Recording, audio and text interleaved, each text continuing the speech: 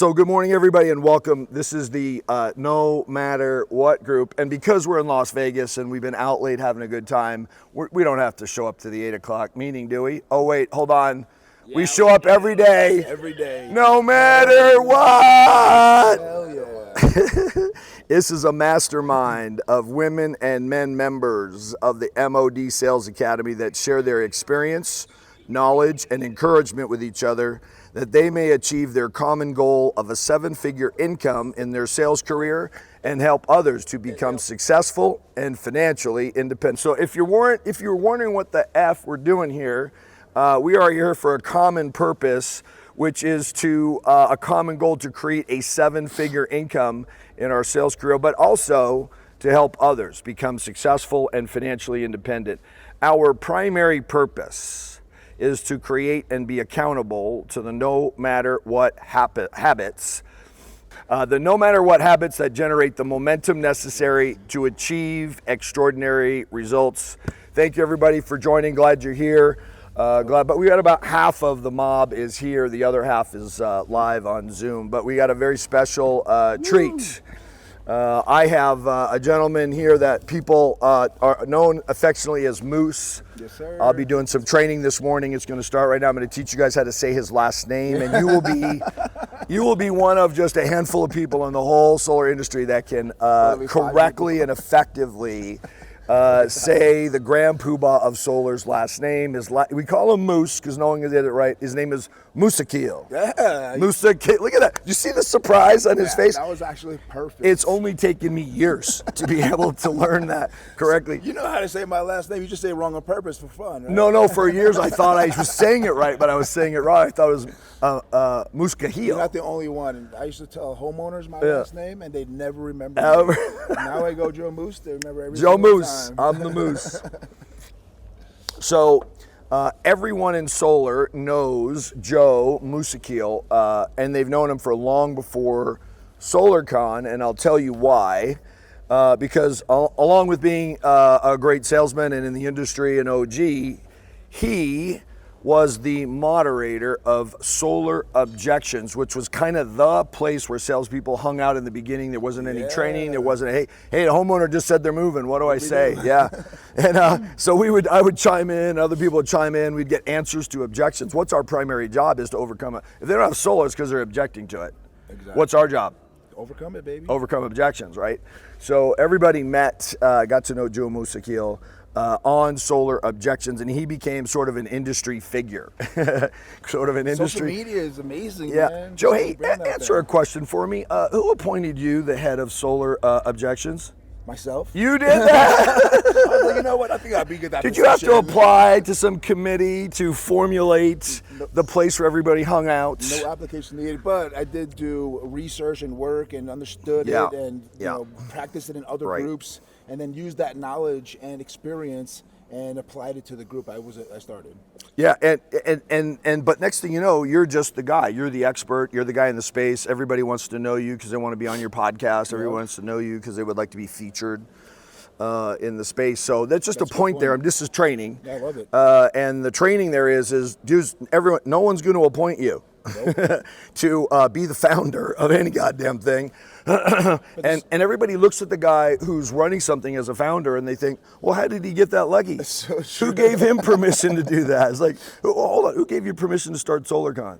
Nobody, man. It was an idea. We decided to run with it. You didn't have to apply. No one had to run for. You'd have to run for election to be the founder of SolarCon. What? That's the thing. Is opportunities out there for us. Yeah. It's this day and age with technology and social media. Yeah. Like anybody who has the right idea and the right grind can get it done. So it's about you and yourself. What you want to do. The right grind. You mean these things don't fall on your head out of nowhere? And consistency.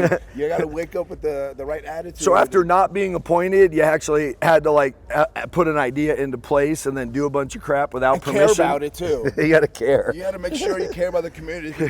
You had to be unbelievably passionate about something no one else on planet Earth gave an F about. Exactly. No one on planet Earth gave an F about this thing that didn't exist called SolarCon, and you had to care about it. Yeah. But oh my God.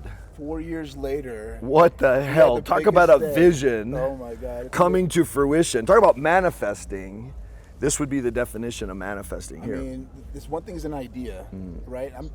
When we started SolarCon, we weren't the only ones with the idea of having a conference in the solar industry.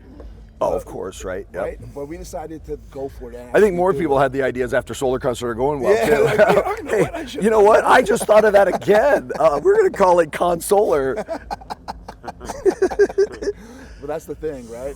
You want to be able to follow through with those ideas. And, you know, at the end of the day, if you're not able to get to that point, then you have to have the right people around you too. Yeah. Right? Like, it's not this is not me. I tell you, like, I do the things I love to do, but we have people like Jake Hess, who is the visionary to make this grand event. You know, our first year, we were like, you know, let's see if we get a couple of hundred people to come 4 months later. Like, you never know. Right, 1,700 people show up. Yeah. You know, and that's where, you know, all right, we have something here. I remember that SolarCon one, and it looked like it had been going on for 20 years. Yeah. And it was a very first year was like similar to it wasn't a lot, you know, you know. And I think people were excited.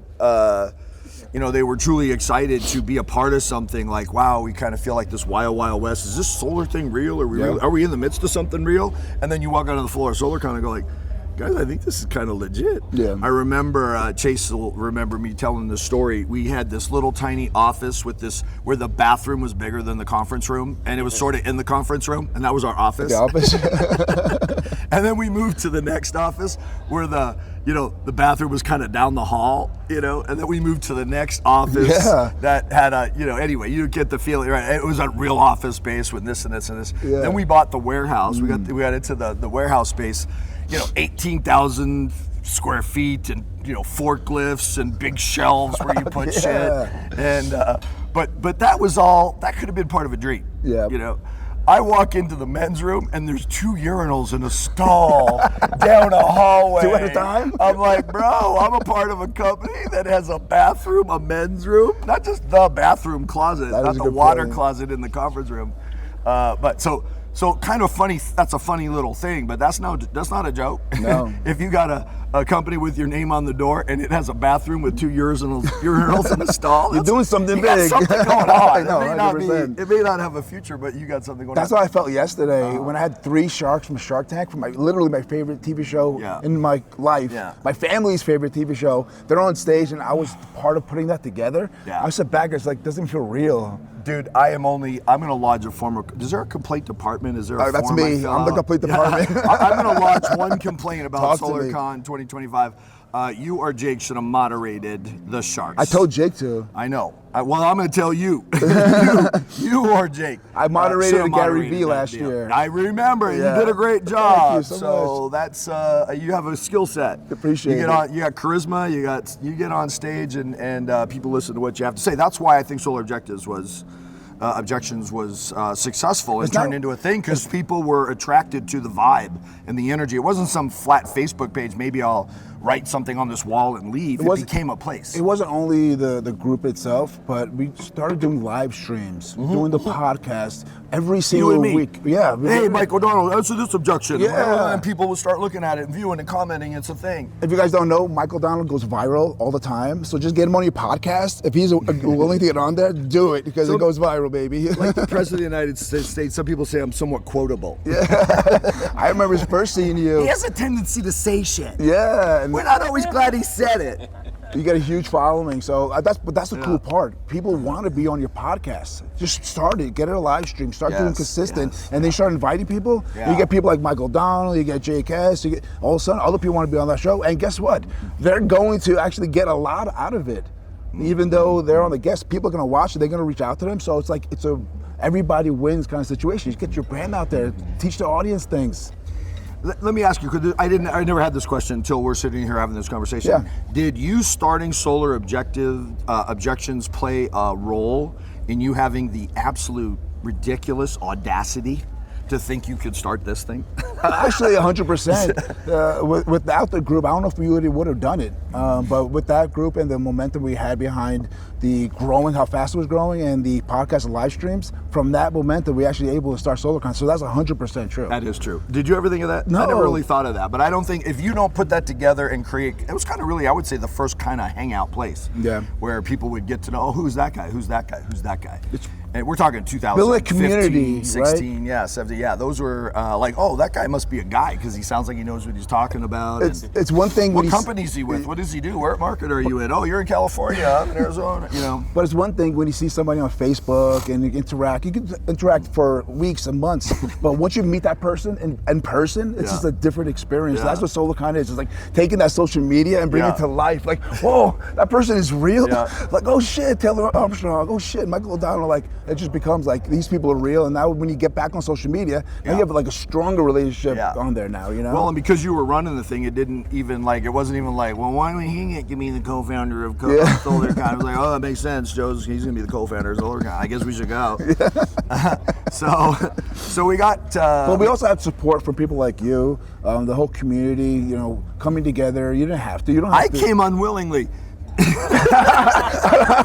was this? I was dragged. It's a story, new story. Bring it, Mike. So I know who you are because you were running Solar Objections. I have no idea who Jake Hess is. Oh, really? Jake Hess Oh, I introduced you guys in Vegas. You did not introduce me. Yes, I did. No, you didn't. When? No. So tell the story. How do I meet Jake Hess? Bro, it's insane. Like, you never met Jake Hess. We were in Vegas, and we were actually in Caesar's Palace. Bellagio. Oh, Bellagio. I'm checking into the Bellagio. I'm in the lobby, and like 30 loud sons of bitches come walking into the lobby. Like, who the hell are these guys? And that was actually the first time I even hung out with Jake Hess in person, but you know, for social media. Okay, well, it was my first time in person with him. And I think, first time in person with you, too. I think we hooked up, met somewhere, but not a ton. Yeah, but then when you guys see each other, I'm like, Jake Hess, this Michael, they didn't know each other. I was like, you guys definitely need to know each other. Yeah. But since then, it's been like magic, right? Well, no, not quite. Okay, talk to me. There was still a moment that had to be overcome. So Joe was like, hey, guys, you were having a solar boot camp at an Airbnb in Vegas. Oh, yeah. And you guys were hitting. Oh, yeah. You guys were hitting Bellagio. Yep. And you see me in the lobby, and Joe's like, hey, that dude can kind of, roll with some stuff on Solar Objections. Hell yeah. And he comes up with a great idea. To get you to come to the house and do the training for us. The whole group was amazing. I don't remember the bad part, but it was awesome. So here's the bad part. So Joe, I wish Jake was here because I don't want to say this behind his back. I want to say it to his face. Okay, no. He's right here. What's up? Where'd he go? So Joe sees me in the lobby. He says, hey, O'Donnell, blah, blah, come here. Meet Jake Hess. This is our 30-person training thing in Vegas, and I'm in Vegas doing some stuff. And he's going, hey, I got a great idea. This is Joe's idea. I think you should come to the Airbnb and put on a training. Of course. Who wouldn't want that? Right. Well, meanwhile, it's kind of Jake's training event. He's like, who's this guy? I don't know this guy. I don't know this guy. And I don't know him either, right? And so, but I'm like, oh, dude, I would love to. That's a generous offer. And I'm here in Vegas to, to not be working, but I'm going to show up. Yeah, you did. This crazy weird house with pools big and spas and bowling alley. Yeah. So Joe's giving me the tour, and Jake's like, oh, and you're like, hey, Mike's here is going to do it. And Jake goes, well, we're all going to go in the pool. And if he wants I don't remember this. Yeah. He goes, well, we're all going to go in the pool, and if he wants to stand around the pool and tell us shit, well, that's fine. He could do that if he wants to. Oh, the pool training. Jake and I are kind of like, two roosters in one little chicken pen or something. I don't know. We were kind of had this ego thing going on. I think this is my version of the story. We had to get Jake's version of the story. So I know, that would be great. We'll be in the pool, but if he wants to stand around and just say shit, then you tell him he can do that. And I'm like, I'm in Vegas and I got better shit to do. But I don't remember that because I wouldn't have said that. Come out of here, Mike. So you give me the corner of the living room. Everybody comes in. It turns into a thing. And a few minutes later, Jake's in the pool by himself. I don't know if that part's true, but that was in my imagination, maybe. But anyway, he gets up, comes out, and sits in this chair, and I'm talking right here, and he sits in right this chair. And for the next hour or whatever, I'm talking, and we just kind of had him. We were clicking the whole way. He was clicking, I was clicking. It was just a click thing, and we were just clicking. He was kind of picking up what I was putting down. I remember that training specifically still today. Dude, like it happened yesterday. It was amazing. The things you were going through in your life to overcome to get to where you are today. I remember that. It was amazing to even hear. I created one of my first one-liners. Chase loves to hear all my one-liners. He says, I've never heard of You haven't heard this one-liner, You should write Chase. a book of them. Here was one of the first really great solar industry one-liners. I'm sitting there telling the story of having gotten sober when I'm 19 and now I'm decades sober and all this stuff. And I'm saying, well, my first entrepreneurial endeavor was sales, but I was selling a substance the state of California didn't approve of being for sale. And actually being involved in distribution, I think that was another It really is a sales job. Yeah, there's no doubt about it. I got kind of arrested. I did get arrested, yeah. I said, so, and the one-liner is, you remember that movie Johnny Depp was in where he's selling called Blow? I go, that's my story, except I got arrested in the first 10 minutes of the movie. and found, 12-step programs, found recovery, found sobriety. And so that was my first time really probably seeing me. Hey, would you get up in front of this group and just like tell us how to sell solar? I remember seeing your training on social media. I think it was Bill Murphy you did. Like it was going viral. I was like, this guy knows his shit. And it was like the way you overcame objections is like, I want to emulate that myself. And I was like, I want to be around this guy so I can get the sponge off of you, right? But what I see is the audience. Yeah. If I see somebody who can give value to the audience, then it's like, now I can win, and now we can give this to everybody else too. Yes. So like that day, I just remember seeing you like an hour. You were just crushing it, and people were just like pens and pads and writing, and you were so like vulnerable. It was just one of those moments I was like, yeah, this is an amazing opportunity to meet a legend here. Well, people ask me advice for, how do I, everybody gets asked to stand up and role play. Everybody gets asked to stand up and put the training on today. Everybody gets asked to do the thing. So number one, say yes. Yeah. Okay. Number two, show up. Yep. Number three, tell the truth. Yep. I'm not trying to sound impressive here. Like, no, how do you actually do this? Like, tell me, like, what did you try that didn't work? Yeah. and what are you terrible at? And then what are you good at? And why is this kind of working for you? Tell me, what do you think about, what do you think is kind of working about this? So, but, again, back to this thought of starting solar objections. There's a lot of people here. Not any of them have started the thing that everybody hung out at. Not everybody has started SolarCon. You did, right? What's different about you, do you think, that makes you think, yeah, hell yeah, I'm gonna put my name on this. I'm gonna open up this shingle, start this thing. Really, it's the team around me. Like if I'm always, it's for me, I'm a sales guy through and through, and I sell things that I believe in. Which is why I asked you to sit in here in the MOD Sales Academy, right? Yeah. 20 years First and sales, foremost. And that's why even at SolarCon, I'm a sales guy. I'm selling the idea of SolarCon and getting the people, the attendees, the idea of SolarCon sponsors. Yeah, nobody would be in here if you were a shitty salesman. I'm not. I'm not an event thrower. Apparently you can sell some shit. So even at that Mastermind, remember Lindsay was there? Yeah. So Lindsay's the one that actually put this together. You have the event, the decorations, the main stage. Yeah. And she's here again this year. Yeah, she's the one that put this together. Running shit. Yeah. Jake was the one handling details. Yeah, had the vision. You and I not so good at handling details. That's not my the guy who puts the plaque on the building, not always the guy to run the details. So when we had the idea, I was like, this is amazing. So I really believed in it on day one, and that's to me the most important thing. You have to believe in what you're going to do and what you're going to sell. Yeah. So I had the team around me. We all believed in each other, and we had a vision, and we went for it. So if you just believe it and you hang out in your room and play video games, is it gonna manifest anything? No. You actually have to do some stuff. And I think what you and I have in common is that we have the ability to convey, right? Like I think everyone. Not as good as you, but I do my best. We're both there. We're in that top flight. We're in the top flight. That's a huge compliment. I'm always saying this. If people knew what we knew, they'd already have solar. Yeah. They just don't know what we know. And so our job is to convey that. Those ideas. Yep. And in a way that demonstrates our passion about it. That's what I get from you. Yeah. Passion, enthusiasm, and an ability to convey. Yeah. So, talk to us about that. What makes up the elements of being able to convey? Genuine. Like I was saying, when I'm going to sell something, I have to believe in it. And imagine giving somebody a bag of cash that they're saying no to. It's like, I got an extra bag of cash. I got a bag of cash. Do you want it? You wouldn't be opposed to taking this bag of cash, would you?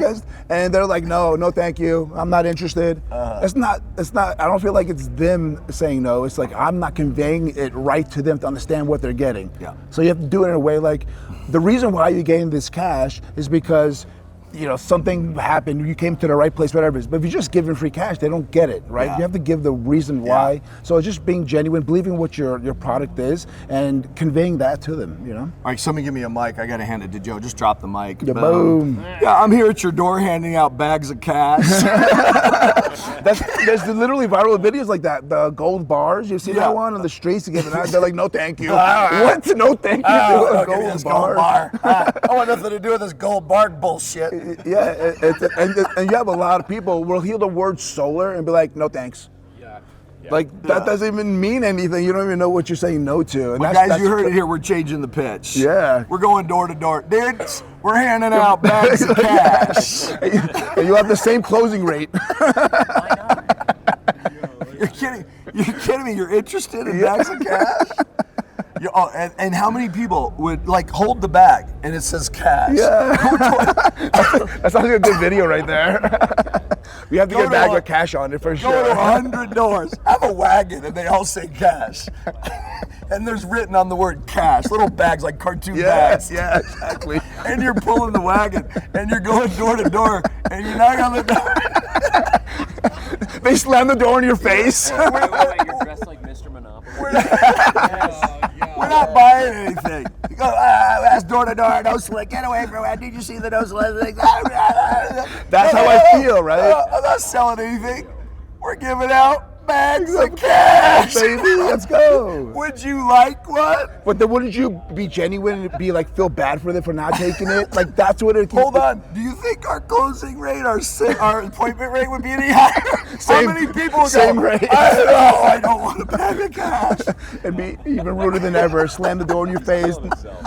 I love it. Yeah, no, that's how you feel when you really believe in your product. You feel like you're giving people bags of cash, right? And if they don't feel that, it's like you can't blame them though. Yeah, what's the catch? And you gotta give them the catch. And then if they're not taking it though, I don't blame them. That's the difference. Like if you blame them, then you're never gonna win. That's not sales. I've been known to do a little bit of recruiting. I'm in a recruiting session twice a week where I'm pitching 15 people at a time to come and be a setter, and the ones that want to do it come involved. And what I do, people ask me, what do you do when you're doing training? What I'm going to do from the stage? Guess what I'm going to do from the stage today? What do you think I'm going to do? I'm going to get on stage today at 2:35. What do you think I'm going to do? You drop them some nuggets, drop some knowledge. What am I going to say to hundreds and hundreds of salespeople that sell solar? What am I going to try to do? Sell solar better? I'm going to sell them solar. That's really what happens. I sell them solar. Yeah. And so as I'm recruiting, I'm selling them solar. Yeah, exactly. And the new people start and they're like, I can't believe it. This is too good to be true. I'm handing out bags of cash. Yes, exactly. And what happens, they go to the door, door slams. They don't get it. And they're like, what? And they come to me and go, what is wrong with these people? I'm at their door with bags of cash. And they're not interested in bags of cash. What is happening here? So what would you say to the guy who gets so excited? It's kind of like going to that first Amway meeting and you're excited. Yeah. I have figured out the pyramid to the stairway, the pyramid to heaven. But they're really genuinely excited, and then bam, they get those first 10 doors slammed in their face, and because they're not yet able to convey, and even when you are able to convey, you still get those doors. So what would you say to that new guy who is excited, who knows the value, and then he's like, why in the hell can't I get anybody? Well, that's opportunity, because the better they get at it, now they're gonna have the opportunity to do even better, make even more money. So at the end of the day, they have to. So what's the question again? I just lost my. So the guy is so excited he's sold on solar. And he knows everybody should have it, and he can't understand why he just knocked on 100 doors and he got to talk to 30 people, and all 30 of them wouldn't even want to hear about it. So he's like, I don't get it. I don't understand it. What do you say to the guy that's experiencing disillusionment at, if this is so good, everybody should get it, and I can't get anyone to listen? If it was that easy, everybody would do it. Right. So the better your skill set is, that's how you're going to be able to beat the competition and be able to be confident in going to the next door, right? Like just because you can't do it right now doesn't mean you can't do it ever, right? And if you can't do it now, it's because it's normal. A lot of people can't do it, and the way to overcome that is keep doing it and get better at it. And if there's other people doing it, then you can do it too, right?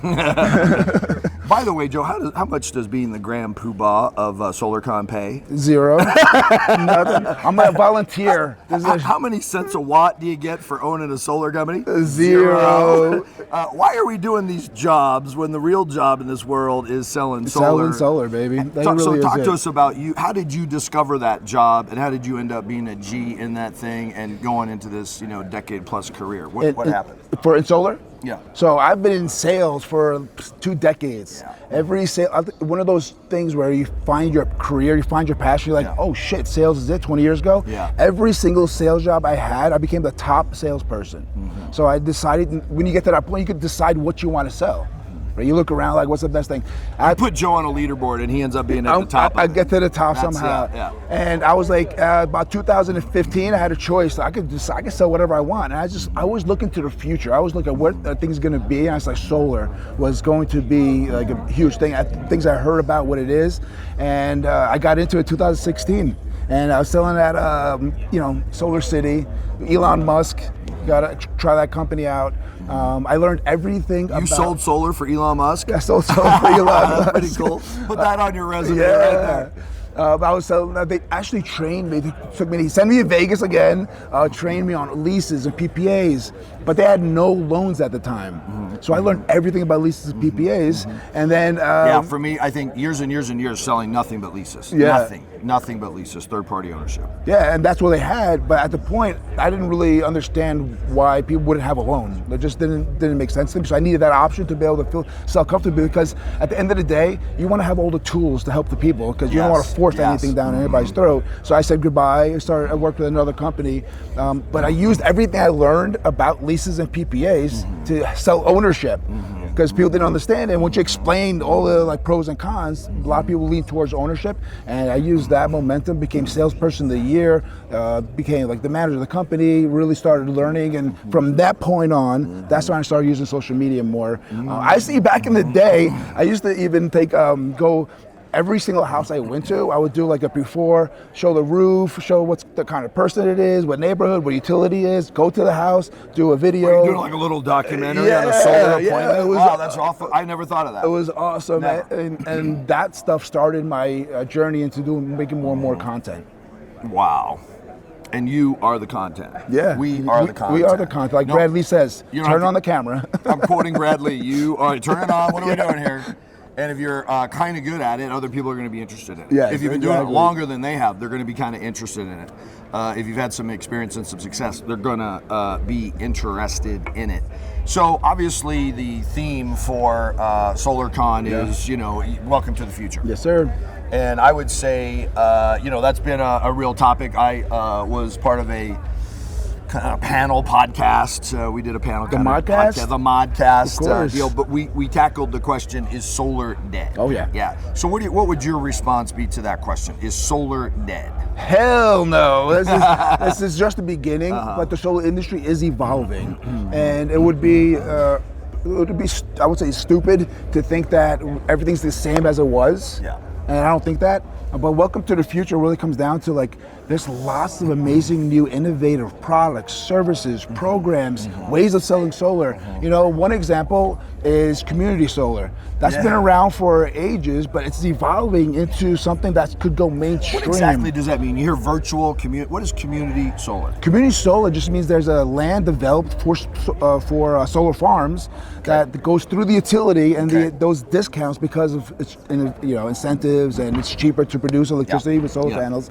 They pass those discounts to the homeowners and business owners, and it's not you don't need any install, no loans, no long-term agreements. They just have to subscribe. And they get a guaranteed discount. It's free solar. It's literally free solar, and they get a guaranteed discount. Guess what they say? No, thank you. It's a guaranteed discount. It doesn't cost you. It's month to month. I would like to pay more, please. But stuff like Not only that, I'm committed to paying more. Beyond that, charges too. I've got a strategy to stay ignorant to make sure that I can continue to pay more. But even if you aren't selling it yourself, you need to know these tools or products because other people are. And then when your homeowner's like, oh, I'm actually talking to somebody about community solar, instead of be like, what is that? You're give, oh, I totally get it. And then you can help them understand, should they get community solar or rooftop? And it's not even really a competition because you can get community solar and then there's a right solar solution for you. The question is which one? Which one? Exactly. And that's where listening to the None homeowner. of the above is probably a bad answer. I'm always about getting as many tools in your tool belt as possible because now you can really help the homeowner, just like a doctor with medicine. If you have one medicine and that's the only way you can prescribe, every single person you talk to, you can be the same medicine. You're not helping people. If you only got a hammer in your toolbox, Exactly. every problem looks like a nail. Exactly. Grab the hammer. Man, so whose door do you knock on to sell a community solar project? So there's 3 major programs we're running. Actually, it's localsolargarden.com. We're starting launching the biggest solar garden network in the country. Solar Garden Network? That's kind of a cool phrase. Solar Garden Network. Solargardennetwork.com. You can actually become a developer. So that's the 3 programs. First of all, is that if you're selling rooftop solar in an area that has community solar, then you're missing out on 90% of electricity users that you're saying no to. Wow. There's no reason to say no. It's not as big commissions, but it's more volume game. Okay. And it's like easier, cable TV. Exactly. It's easier, you want to subscribe to my fiber? No center closer. closer. Subscription, It's a 15-minute close. Like there's actually capacity issues too, so there's urgencies built into it. We are like we can fit another 100 people on this thing and it's over. So the urgency's there. That'll be like Thursday afternoon will be sold out. And that's the one that's been around for a long time. There's issues with that because you can't build the team too big, the capacity will be gone, and then you have teams sitting there. Okay. But what's really been killing now is our virtual blitz model, where we actually target the best solar gardens in the country. And we target the highest users of electricity around that garden. We include exclusive leads, the CRM, the tools, the training, parachute in, turnkey process, so that they could call these business because guess who uses more electricity? Businesses or homes? Businesses. Like I'm talking about 100x. They use pay more. A lot more. And they pay a lot more. And they also pay for demand. And they understand like budgets and like saving money. 10% or 20% discount on a electricity bill for a business is a huge deal, right? So it's not even like the commercial deal. The commercial. Yeah, it's a commercial deal. Okay. Yeah, but it's not like a year later you got installed. Like this is 30 to 60 days, you get paid after it. And the third program we're running is that I was saying this yesterday. Homeowners are great, but what's even better is landowners, right? Because we can only put so many panels on a roof, but how many panels can we put on land? So we actually are looking for landowners because we have the investment, we have the panel. That's the easy part. But people with the land, if they have land, they can lease it and make money, and everybody's winning that way. So that one is probably get bigger. Actual communities like big gigantic homeowners development, homeowners associations, and there's a park, and there's a wash, and there's a the drainage area where they let all the water drain into it, stuff like that. Can those guys put in solar and provide community in certain areas, electricity to their community? Depends on the area. Okay. There's a lot of restrictions, and I'm not an expert exactly. So you got to become an expert at being the one to develop. Yes. Right? But you don't have to be an expert to sell it. No, 100%. Anyone who has one needs it sold. It's just like a homeowner. Like, you want to add panels to your roof so you can make money? Do you want to add panels to your land so you can make money? It's like you want to add plants and corn, or you want to add panels. Either way, you're planting something. Yeah. And you could do it now where you actually raise it above and have both your farmland and the panels on top of it. Grow the tomatoes. Yeah, so they stilt and they just add grow the tomatoes under the solar panels. Exactly. So obviously, or apparently, solar is not dead. No, this is just the beginning. And community solar becoming a bigger part of the mix of solar is part of the future. What else do you see kind of really being part of the future of solar that we're going to be dealing with? I think there's a great financing option you're going to be coming out. Like Sunlight, I don't know if you noticed, Sunlight's coming out with one right now with the escalator for the loans. Oh, which escalator for loans. I've been preaching this for years. It didn't make any sense because I don't know if you guys know, since Net Metering 3.0 came in California, it's been almost 100% leases now. Like everybody's doing leases in California. Yeah, it was like back to the old days when we had nothing but leases. And when people wanted a loan, I go, why would someone somebody to do this balloon payment thing. I was like, and then it all shifted the other way when interest rates got lower, dealer rates were lower. Then all of a sudden we were like almost all loans. Yeah, right? but now it swung the other way. But the only reason, in my opinion, is because the escalator was in there. You could start at a much lower payment and make it make sense for the homeowner on day one. Because homeowners care about what does it look like right now. Right. Tell me 3 years from now, what does it look like right now? And 10 years from now, I'll have caught up to the payment if I was alone. And it's today, easier to sell right? like that for like salespeople who don't want to have the skill set. They just want to be like, look what you're paying now, look what you could be paying now, right? Yeah. And now I would say, why don't loans do this? Why not? Yes. Have a loan do that? Why not start lower and then Yeah. raise it higher, just like the rates for electricity? Yeah. And finally, Sunlight's doing it. And I think, honestly, I was telling Sunlight themselves. That's a great idea. That's a great product. I think they're going to take over the California market. And you can see other loan providers start doing this escalator. I 100% believe that's going to happen. And then people can own it. Exactly. And then still get the benefits of. And then we've got. So what do you see happening with tariffs and domestic content? Yeah. What do we know? What do we need to know about that? I mean, I'm not the expert on that, but we got a lot of experts talking to us about it. Yeah. Here at SolarCon and what's going on in that regard. yeah, at the end of the day, I think pricing and things are going to go up in price. But so is rates, so is electricity. So That'll be the tariffs. Yeah, exactly. Goes up in price. But so is electricity still, right? So it's just going to be an something. adjustment. Yeah, Right, it's an adjustment. So at the end of the day, solar panels is a medicine, and when it works great. If it doesn't, it doesn't. So we just got to make sure we put it in the right places and make sure we're not. This is a big deal.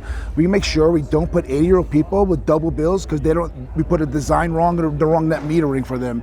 That's the biggest thing we have to, as an industry, make sure we're not doing. And it's not always corrupt people. It's just something they don't understand. They think that setting up a design for a system in California. Maybe they weren't an expert yet at that utility and that customer's user profile and what was really going to be the right. It's not a hammer for everybody. Exactly. Somebody might need a screwdriver, and you sell somebody a hammer. They're not going to be very happy with solar. No. If they needed the screwdriver. One homeowner screwed over ruins a whole neighborhood. Imagine that going across the country. That could be a poison that ruins the whole solar industry. So maybe somebody 3 weeks into solar with an app might not be the best person to tell a homeowner what the best optimal solar and we need to train compliance and not like volunteer. Anybody want to come to our compliance training? Guess who's not going to show up? The people that need it the most, right? Like, so we have to force mandatory sales compliance training, ethics, understanding how we treat an elderly people. If there's an elderly person going through our program, we should double check it. Let's make sure they're getting these tax credits. Make sure we're getting what they promised. I would say you have hit the big nail on the big boom head with the big hammer, because that's something as all salespeople go, no, don't make me do shit. But if you don't make salespeople do shit, what are they going to do? The littlest possible to get the yes and the signature, and that's just a human nature. I'm not even going to judge anybody for that. I talk about being batshit lucky that, all the gin joints in all the world, I walked into Val's, right? And Val's like this weird OCD, must do things correctly. There's no other way that can be done. He's great. I love Val. And so from day one, I've got these guardrails up that I'm banging my head on all the time. That, wouldn't it be great if it was just cheaper for no reason? Yeah, but Mike, it isn't cheaper for no reason. But Mike, it costs what it costs. And look, net metering went away. They're not going to have a $17 remaining bill anymore. Their remaining bill is going to be $35. Yeah, but I don't want to tell that to people. Well, it's in writing, and you're going to tell them about it, and then I'm going to call them and make sure you fucking told them. Yeah, exactly. So guess what? I tell everybody about the remaining bill. What do I got to do? I got to sell it, man. That's my job. I'm supposed to sell the reality, not some fictional tale. Yeah, like you said though, like you can actually be ethical and still build urgency, still give them the right product. Like the way you talked about net metering, it ended, right? Yes. So in now 2017, we lost net metering. It ended, and you felt it's that. It's going to go away. And homeowners signed up because of it. And I sold way more solar after it went away than before, even though I thought it was over. But like it's because you're building urgency with ethics still. Yes, like net metering is going to change one day. Why not take this opportunity now before it does? It's sweeping the country. Yeah. Of disappearing. You can use the right words, still say ethical, and still get the point across. Yes, and bring the urgency. Bring the urgency. You got to use the urgency instead of hiding shit. Yes. You got to bring urgency to overcome. There's not going to be do you like the remaining bill part of a proposal? No. Do you like the fact the payment goes up on a loan if you don't return the tax credit? No. Is that your favorite part about the proposal? No. No, that's why you're building value, building value. So we've been having a lot of people talk to us about what they think the problem is, but I think you just nailed it. I think I'm going to introduce a phrase today from the stage at SolarCon. But you heard it here first. You ready for this phrase? Let's go. Disruptive. compliance. Yes. Disruptive compliance. That's what I'm talking about. That's what I'm talking about. That's what you're talking about. Unfortunately, we heard something different yesterday from several speakers. Everybody's got their own ideas about what the problem is. And some people think the problem is that you and I make money selling solar. Yeah, so you're making too much money. So yeah, some people think that you're just making it. That's what all these complaints must be about. No, you it's a hard job. Too much, but it's a hard job. Especially and you deserve the money that you make. Especially if you self-generate. If you're self-generating in solar, you're doing half the work. So I think 100% they should be getting commissions, and commission-paid people, have risk. You're literally gambling your time and energy to hopefully make money. So you deserve to make more money. Thank you. And do most people make too much money? No. 80% make not enough to live, and they 5% are doing really, really well. Everybody else is either barely making or making. And the guys who are doing really well, they're the engines. Yeah. I'm going to have on that stage, your stage at 2:30 today, 20 people that sold over 1 million watts. Stephen Squire's one of them. Go. 1 million watts of solar in this economy, in that election year, in that piece of crap year that we were selling solar. Ethically, though, that was right? This was not a gold rush year. Yeah. The last 2 years were post gold rush 1.0. I believe today, and this is what the topic of my talk is, I believe today, your SolarCon is the beginning and the kickoff of Solar Gold Rush 2.0. I love it. But it's going to be different. Yeah. The tagline to my talk is leadership required. We're going to have to lead people to sell ethically, with integrity, for the watchword to be value, not lucrative. Kick out the bad apples. Get the bad actors out of the game. We have to make sure we're looking for them. Most of them left when it wasn't easy. They wanted lucrative and easy. When it became lucrative and work, most of them left anyway. I'm not sure if everybody left or they switched companies. We have to be careful. A lot of them switched industries. Right, because if their company's still allowing it, they can keep doing fake it. grass and stuff like that. Yeah, they can keep doing it. They're selling fake grass and Christmas lights. Shout out to Troy. Oh, yeah. When it gets hard, a lot of people are like, okay, the easy part was good. That's what I was here for. It's time to move on. It's time to get to what's easy now. But if you're unethical, it's easy. Everything's easy when you're unethical. Yeah. It's super easy. Say whatever you want to nice elderly widows. So literally, we have icons of our industry telling us that the problem is that we make money knocking on doors. Yeah, no. We make money sitting at kitchen tables. We make money facilitating decisions that help that family, that help that community, that help our country, that help the planet, that help the environment. When in fact the problem really isn't that somebody paid $3 a watt for solar. The problem is they paid $3 a watt for solar and they didn't get what they paid for. That's it. They didn't get what they were sold. They weren't told what they were actually getting, and now they're pissed, and they have a right to be pissed. Yeah, exactly. And you know what? Yeah, have we sold 5 million solar systems? Yeah. Are there 100,000 complaints out there? Or I don't know what that number is, but would you be overwhelmed by the number when you compare it to 5 million sold? We don't have a lot of bad apples. We have a few. Yeah. Bad. Most people are out there doing it the right way. They're doing the right thing. You got some bad actors there who have discovered it's easier to sell if you lie. Hey, you sign here, you're going to win the lottery. Well, dude, that's an easy sale. I think there's lots of things going on negative. People feel negative. State attorney generals going after solar companies, and it could sound negative, but it's not. The solar industry is a good thing. The system works. We have to get rid of the bad people, and if we don't do that, then we're gonna be like, oh no, we want to take care of, save those people. No, we don't. And you can wait for compliance to come and get you, or you can go and get compliance. Exactly. You can be the leader of that conversation. That's why I say leadership required. Yes. And if you go get the compliance, if we all went and got the compliance, nobody would be talking about regulatory boards and attorney generals. If we go get the compliance. And what drives me absolutely crazy, this is just a pet peeve of mine, there's no one solar guy out, there's no 10 door knockers, 10 closers from around the industry that could move the needle on there being mandatory compliance. In fact, they're kind of hoping you don't do it because it makes it harder to sell. Yep. But there's 10 people in this industry that if they were to call a meeting, we could have it done by Monday morning. Exactly. Yeah, let's do that instead of pointing a finger at us and them and saying we're the problem. That's the opportunity too. We can actually get on live streams, we get on podcasts, we get on social media, we can get the word out. This is not the same thing as it was 50 years ago. We wouldn't be able to do it. We'd be stuck. And now we actually can do it. We should take the opportunity to do it. That's right.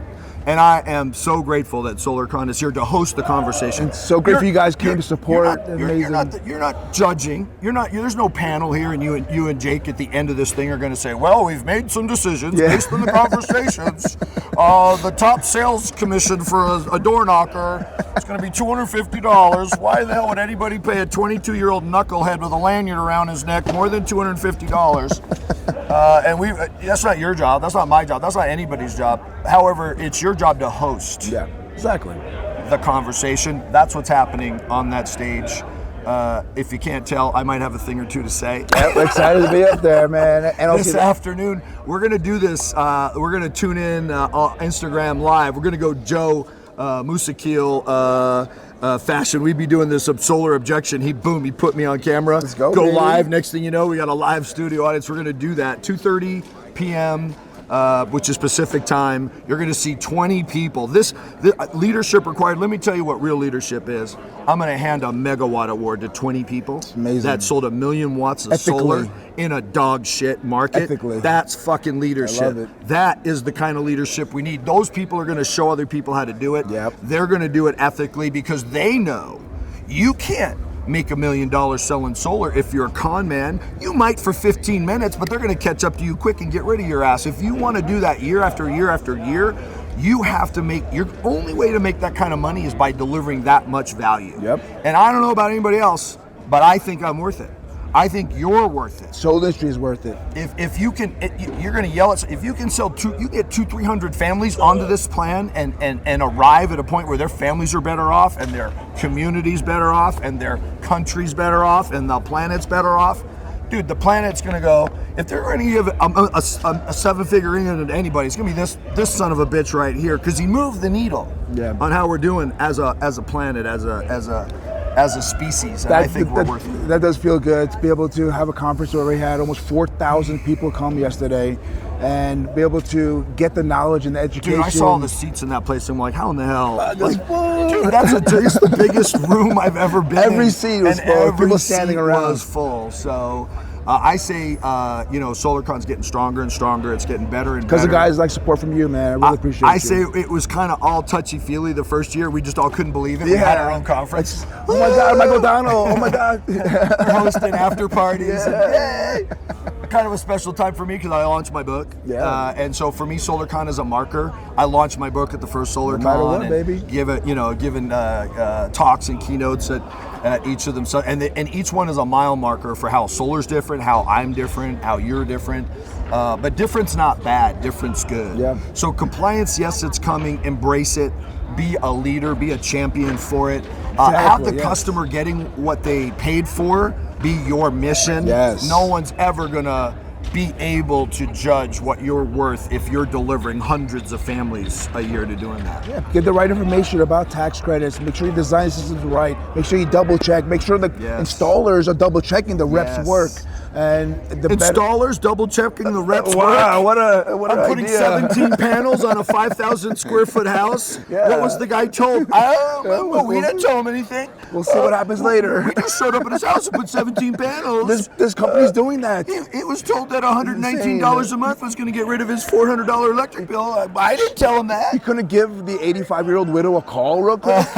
Did you know you were going from an average 85-year-old woman? Did you know your electric bill was triple your bill from an average of 85 a month to now it's going to be 160? Is that okay? Did the sales guy show you both pages? It's insane when you see what's going on. Does the installation company have any responsibility for that, or they just get to put them up and go, I don't know what they said? Oh, it was the rep's fault. It was the rep's fault. It's that 22-year-old guy with the lanyard. That he's never going to do. He got paid. All he's the done. Decisions around here. Yeah, he's paid. He's done. He's not going to be there for the Joe, next 25. don't get me started. Oh wait, you did get me started. Yeah, I did, baby. That's why we're here, though, right? That's why we're here. We got this revved up. Yeah. So very, very rare opportunity. We have the Grand Poobah. We've got the co-founder of SolarCon here with us. All right. Sounds like we covered everything. Thanks everybody for being here. What I want you to do now is get off your ass and go knock on doors. Tomorrow's Financial Freedom Friday. I'll see you there no matter what. Let's go. MOD, baby. Thanks everybody. Later.